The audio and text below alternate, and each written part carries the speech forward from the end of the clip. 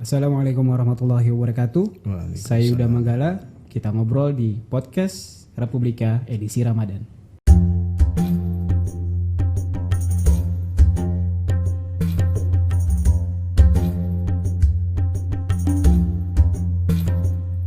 Sobat Republika, salat tarawih merupakan ibadah khas Ramadan. Salat ini memang sunnah tapi sangat dianjurkan. Kenapa? Apa saja keutamaannya? Bersama saya sudah ada Nasih Nasrullah. Saya biasa manggilnya Kang Nasih. Dia adalah redaktur Khasanah di republika.co.id. Assalamualaikum warahmatullahi wabarakatuh. Waalaikumsalam warahmatullahi wabarakatuh. Kaifahal? Alhamdulillah khair. Alhamdulillah khair. Ini baru jadi belajar sudah lancar sekarang ya. Sudah lancar sekarang ya. Saya belajar sebulan lalu ya. Siap. Tapi baru itu aja sih pembenaran katanya. Belum meningkat saya. Nanti harus ditambah itu. Iya, nanti aneh belajar lagi kan. Siap. Oke, kita ngebahas soal taraweh. Oke. Apa keutamaan dari taraweh sih? Ya. Bismillahirrahmanirrahim. Alhamdulillah wassalatu wassalamu ala rasulillah. Salat sunat tarawih Kang Yuda. Salat sunat tarawih ini merupakan sunat muakkadah. Persis seperti yang Kang Yuda sampaikan bahwa salat sunat tarawih itu sunnah muakkadah, artinya adalah sunat yang sangat dianjurkan. Nah, salat sunat tarawih itu sebetulnya dia berasal dari kata tarawih. Tarawih itu merupakan jamak dari tarwihah. Tarwihah itu adalah dalam bahasa Arab berarti adalah istirahat. Istirahat. Betul. Jadi sholat sunat tarawih itu adalah sholat sunat yang berasal dari kata tarwihah yang berarti dalam bahasa Arabnya adalah istirahat. Kok bisa dinamakan istirahat Kang Yuda? Saya baru mau nanya itu. Nah, kenapa bisa dinamakan istirahat? Nah, sebetulnya kalau dalam sunnahnya sendiri itu kita ketika melakukan sholat sunat tarawih itu kan setelah dua rakaat salam. Iya. Nah, terus kemudian ada jeda. Iya. Ya kan? Nah, kemudian 2 rakaat lagi ada jeda lagi. Nah, kenapa dinamakan begitu? Karena di sela-sela setiap setelah salam selesai 2 rakaat itu ada jeda. Bahkan dulu ketika di awal-awal era Rasulullah sama era Umar itu sholat sunat tarawih itu bahkan ada jedanya itu sampai ada yang melakukan tawaf dulu. Gitu. Jadi melakukan tawaf dulu. Makna istirahatnya di situ. Betul, di antara itu adalah jeda gitu. Maka dalam sebuah hadis Aisyah itu dulu pertama kali Rasulullah itu melakukan sholat sunat taraweh. Dan dulu kalau nggak salah namanya belum taraweh. Betul, namanya itu belum taraweh. Orang belum mengenal taraweh ketika masa Rasulullah. Maka ketika dalam sebuah riwayat dari Aisyah itu awal mula dari sholat sunat taraweh itu memang langsung dicontohkan oleh Rasulullah. Ketika itu memang tidak dinamakan secara letterlek sholat sunat taraweh. Dalam riwayat Aisyah dijelaskan yang dinukilkan oleh Al-Imam Al-Bukhari dalam kitab sahihnya, pada malam Ramadan itu Rasulullah pernah kemudian keluar dari rumah dan menuju masjid, lalu beliau sholat. Ya, itu tepatnya waktunya adalah setelah Isya, ya kan?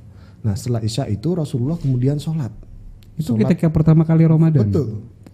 Betul. Jadi setelah puasa itu kemudian diwajibkan pada tahun kedua Hijriah, maka di antara sunnah Ramadan itu kan adalah menghidupkan, ya kan? Menghidupkan malam-malam Ramadan. Nah, ya kan? Man qama ramadhana, dalam sebuah hadis, man qama ramadhana imanan wahtisaban ghufira lahu ma taqaddama min dzambi. Barang siapa yang mendirikan Ramadan dengan amal-amal ibadah, man qama ramadhana imanan wahtisaban, karena keimanan dan wahtisaban mengharap ridho ilahi, mengharap ridho Allah Subhanahu wa taala, ghufira lahu ma taqaddama min dzambi, maka akan diampuni dosa-dosa yang telah lalu. Nah, maka sholat sunat tarawih itu adalah bagian dari menghidupkan malam itu. Malam Ramadan. Betul. Nah, awal mula kemudian sholat sunat tarawih itu ya seperti yang dikisahkan Aisyah dalam riwayatnya itu adalah ketika itu Rasulullah setelah sholat Isya beliau keluar ke masjid dan melakukan sholat gitu. Nah, ketika setelah melakukan sholat para sahabat kemudian melihat, ya kan? Fajama'a an-nas wa shalla bi Rasulillah.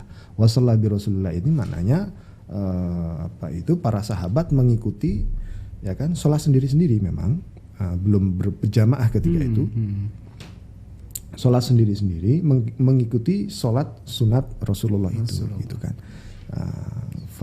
Terus kemudian banyak yang mengikuti itu, yang mengikuti, tidak dijelaskan berapa jumlah sahabat yang mengikuti sholat Rasulullah, tetapi besoknya ketika sholat subuh terjadi semacam perbincangan lah gitu kan, diskusi, kayak gonjang-ganjing diskusi. Ini tadi malam begini, kalau dalam bahasa kita ya mungkin dalam bahasa kita terjadi semacam percakapan. Iya, tadi malam Rasulullah melakukan sholat ada begini ini mah. Terus kemudian para sahabat berkumpul gitu kan. Dan bertanya-tanya ya, ini sebenarnya sholat apa begitu kan. Maka kemudian Rasulullah kemudian menjelaskan bahwa sebetulnya saya pengen itu dibiasakan gitu. Rasulullah, saya ingin bahwa itu sebenarnya dibiasakan di umat kita karena itu bagian dari qiyam Ramadan atau menghidupkan Ramadan. Hanya saja kemudian khasyitu an tuktaba alaikum fatu'jizu anha, kata Rasulullah.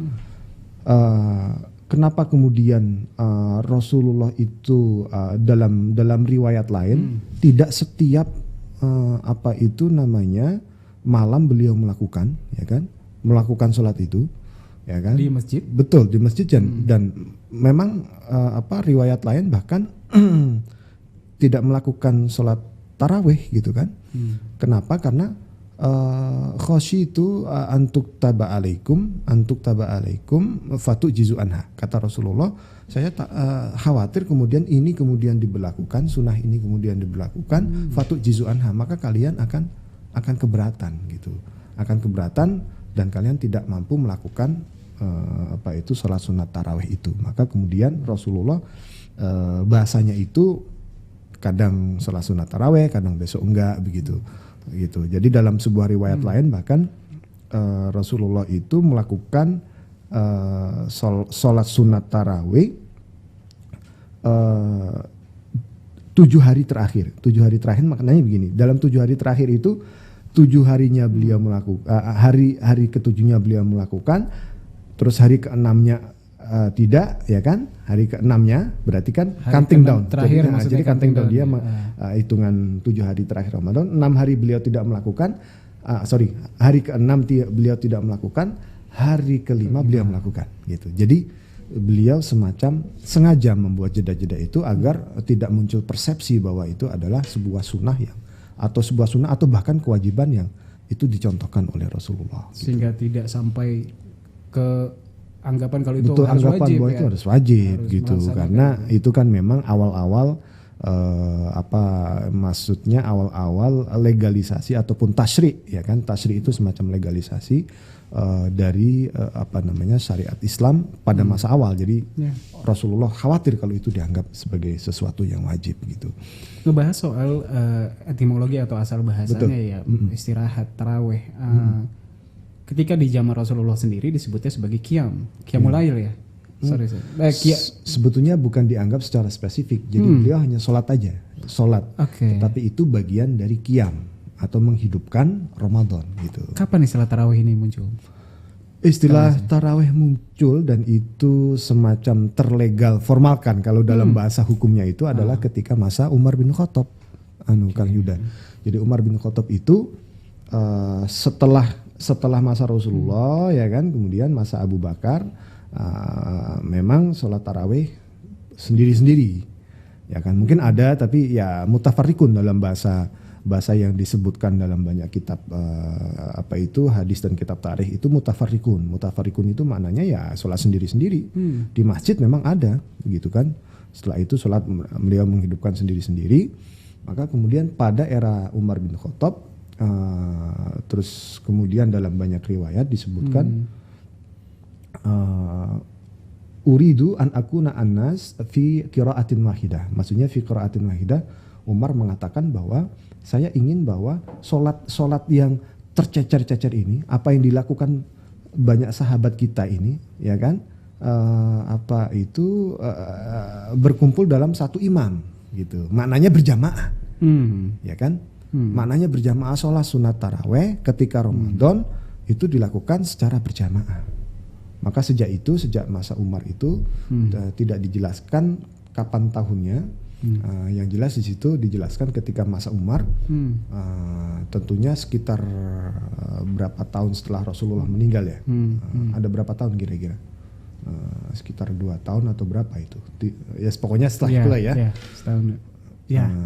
Itu jadi Umar kemudian mengumpulkan itu untuk mengajak sholat sunat tarawih gitu. Nah, sholat sunat tarawih itu 2 rakaat. Ada yang kemudian mengatakan 5 rakaat gitu kan. Kalau kita sudah sampai ke rakaatnya nih ya. Betul. Jadi, kan memang ada beberapa perbedaan soal rakaat ini. Betul. Jadi seperti apa? Kalau jadi kita kembali lagi ke dulu Umar ya kan. Kita kembali ke Umar dulu itu. Jadi begini Kang Yuda, setelah kemudian dikumpulkan itu, Umar ingin menegaskan bahwa ini bukan sesuatu yang bid'ah gitu. Ini bukan sesuatu yang mengada-mengada. Maka Umar menegaskan ni'matil bid'atu hadhi. Ya kan? Ni'matil bid'atu hadhi, kata Umar mengomentari apa yang beliau lakukan. Umar ini kan termasuk salah satu sahabat khalifah yang mempunyai insting yang sangat luar biasa gitu kan. Sangat luar biasa bagaimana beliau melakukan istihad yang ketika masa Rasulullah mungkin belum ada begitu. Nah, diantaranya adalah sholat sunat tarawih ini. Jadi beliau melakukan istihad untuk mengumpulkan untuk mengumpulkan umat Islam, ya kan, untuk sholat berjamaah tarawih. Yang tadinya tercerai-cerai ya, masing-masing ya. Masing-masing. Ni'matil bid'atu hadhi. Kata Umar, ni'matil bid'atu hadhi. Jadi seandainya ini dinamakan bid'ah, kata Umar, maka ini adalah sebaik-baik bid'ah gitu. Maka ini adalah sebaik-baik bid'ah ya bagus gitu kan, sebuah bid'ah, sebuah inovasi yang bagus dari Umar gitu. Meskipun secara ketentuannya tidak harus berjamaah ya. Tidak harus berjamaah. Sholat tarawih itu tidak harus berjamaah sebetulnya. Maka afdolnya memang berjamaah. Kenapa? Ya karena itu tadi yang kita sampaikan dalam podcast sebelumnya, edisi sebelumnya, saya katakan bahwa Ramadan itu amal semua ibadah, ya kan, pahalanya semua dilipat gandakan. Gitu. Bonusnya banyak, gitu. Bonus kan, kuota berlebihan, iya. Ya kan, dengan kuota berlebihan, unlimited. Maka, betul, gitu kan. Mungkin itu menjadi salah satu pertimbangan, barangkali ya, menjadi salah satu pertimbangan kenapa Umar mengadakan, ya kan, menginisiasi sholat tarawih secara berjamaah, gitu. Diantaranya adalah itu. Tapi kalau dalam kondisi sekarang gitu, ketika kondisinya mungkin membuat kita harus mengambil keputusan untuk sholat tarawih di rumah, sebenarnya it's okay gitu. No problem. Jadi mafis muskilah kata orang Arabnya. Jadi mafis muskilah, tidak apa-apa. La ba'sa bihi. Jadi tidak apa-apa, Kang Yuda. Jadi kita melakukan sholat sunat tarawih, ya kan, jika memang kemudian kita tidak bisa melakukan itu di masjid, apalagi dalam kondisi sekarang gitu, maka tidak mengapa kita melakukan sholat sunat tarawih di rumah. Syukur-syukur bisa berjamaah dengan keluarga dan di rumah, maka itu akan akan lebih bukan lebih bagus. Makanya maksud saya itu juga tidak kelewatan keutamaannya, karena dalam sebuah riwayat yang lain, Rasulullah mengatakan nawiru buyutakum biqiraatil Qur'ani wa shalawatin nawafil.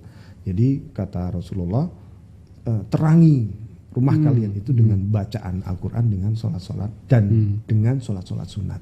Maka ya diantara mungkin kita mencoba mengambil hikmahnya gitu kan, dengan wabah yang sekarang ini kita melakukan sholat sunat tarawih di rumah, kenapa tidak gitu.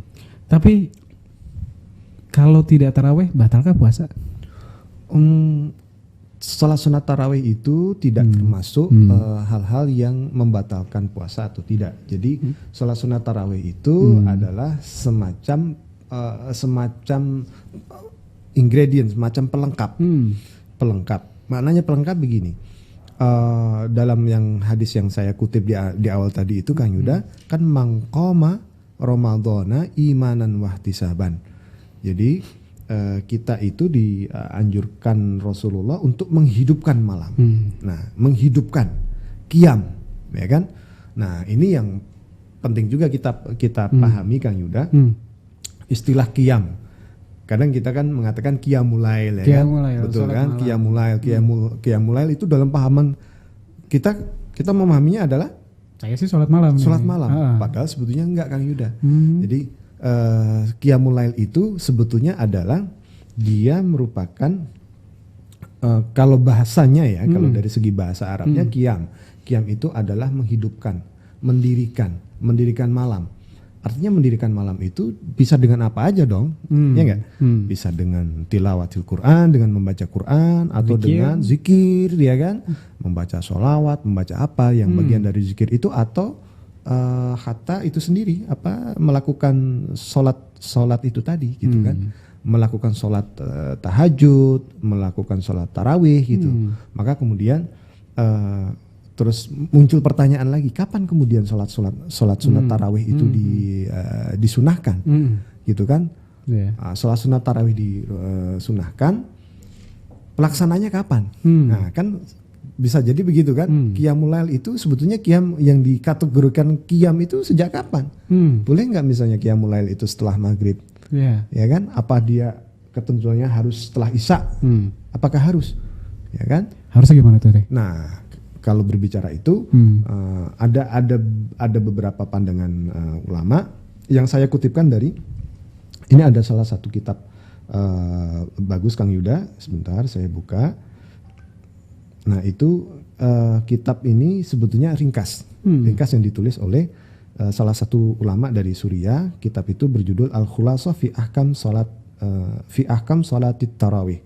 Dia karangan dari Ali bin Naif Asyhud. Beliau ini salah satu dari anggota Dewan Ulama Suriah. Nah, beliau menulis beberapa pendapat ulama terkait dengan kapan sebetulnya waktu sholat sunat tarawih itu.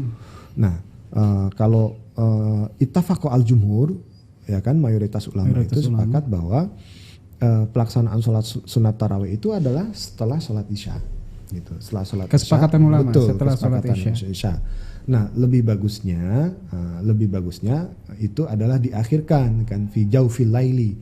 Fi jaufil laili itu maknanya ya memang fi jaufil laili itu ya di tengah-tengah malam sebetulnya kan, ya mendekati sekitar jam 10-11 sebetulnya ya. Sebetulnya jam 10-11. Sekitar 10-11 lah gitu.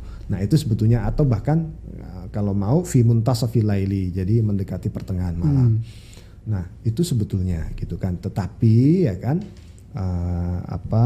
dengan kita sholat setelah sholat isya itu sudah memenuhi dari kriteria pelaksanaan sholat tarawih. Bahkan ada salah satu mazhab itu adalah mengatakan bahwa setelah sholat maghrib pun sudah termasuk, katanya. Boleh begitu, tetapi itu diantara pendapat yang tidak kuat dibandingkan pendapat mayoritas ulama yang mengatakan setelah sholat isya. Bagaimana dengan rakaat tarawih tadi yang kita bahas tuh, Kang Nas itu? Ya. Kalau rakaat tarawih sebetulnya seperti yang saya kutip dari kitab yang saya sebutkan tadi, Kang Yuda, kitab Al-Khulasa fi Ahkam Salat Tarawih. Salat sunat tarawih itu ya kan ada dua pendapat ya kan. Ada dua pendapat. Yang pertama mengatakan salat sunat tarawih itu adalah 8 rakaat dengan ditambah 3 witir. 3 kan? witir. Nah, ini juga mempunyai riwayat sendiri dan mempunyai argumentasi gitu. Dalil yang memang dalil ada ya, kuat juga. Nah, terus kemudian pendapat yang kedua mengatakan bahwa salat sunat tarawih itu adalah 20 rakaat, dan ini yang dilakukan oleh oleh Umar bin Khattab. Dengan witir 3. Dengan witir 3 berarti ditambah 23. jadi 23 gitu. Nah biasanya kalau witir ini, kalau ulama-ulama terdahulu witir tidak dihitung. Biasanya witir itu nanti kalau ulama terdahulu setelah sholat malam itu mereka akan melakukan witir. Nah kalau yang khusus untuk rokaat sholat sunat tarawih itu menurut ulama itu adalah 20 rakaat sama 8 rakaat dan masing-masing punya sandaran dalil masing-masing gitu. Jadi sebetulnya ya tinggal kita milih mana aja yang mau yang 8 atau yang mau yang 20 atau yang diskon 8 gitu.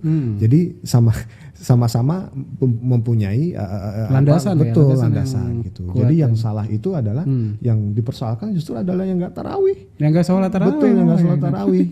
Ya kan apalagi nongkrong ya kan. Nongkrong ya kan atau bukber gitu kan sayang gitu. Bukber bersama sampai kemudian melewatkan sholat tarawih, pulang tidur kenyang selesai gitu. Gitu. Begitu Kang Yuda. Intinya tadi sebenarnya karena identik dengan Ramadan, sholat tarawih itu. Betul. Ketika memang ada uzur atau ada penyebab, tidak melaksanakan, tidak batal ya puasanya. Lagi pula memang membatalkan puasa ketika matahari terbenam ya. Betul. Ya, Kang Nasi. Tapi sayang banget kalau misalnya ini kan kita ngebahas sempet nih soal Ramadan tuh kan kuotanya lagi banyak bonusnya, paketnya full banget, unlimited gitu. Sayang banget kalau ditinggalkan ya sebenarnya kalau tarawih itu ya, Kang Nasi ya. Betul. Nah, termasuk misalnya bahwa yang lagi-lagi bahwa amalan selama Ramadan itu kan dilipat gandakan gitu. Jadi maka akan sangat sayang sekali misalnya ketika kita selama bulan puasa kita tidak melakukan sholat sunat tarawih gitu kan. Sayang banget ya. Betul, sayang dan itu hanya ada di keutamaan itu hanya ada di bulan Ramadan gitu kan. Yang itu pakai tahunan ya. Betul, dan itu pakai tahunan tadi kan. Belum tentu tahun depan kita tahun bisa depan bertemu lagi gitu betul, kan. betul. Makanya kan mangqoma Ramadhana. Jadi barang siapa yang mendirikan Ramadan imanan wahtisaban karena keimanan yang optimal dan ihtisaban mengharap ridho ilahi ya kan. Ghufirallahu ma taqaddama min dzambih, maka Allah akan mengampuni dosa-dosa dia yang telah lewat gitu. Baik, terima kasih Kang Nasi. Keren banget bahasannya. Nanti mungkin ke depan kita akan bahas lagi secara detail. Oke. Apa aja sih kuota-kuota sama bonus-bonus yang bisa Sobat Republika dapetin sebenarnya di bulan Ramadan. Terima kasih Kang Nasi. Kalau Sobat Republika ada yang mau dibahas lebih lanjut atau ada yang mau kritik, kasih masukan, silakan layangkan ke sini. Buat pendengar, layangkan ke newsroom@rol.republika.co.id. Semoga informasi ini bermanfaat. Terima kasih banyak. Assalamualaikum warahmatullahi wabarakatuh. Waalaikumsalam.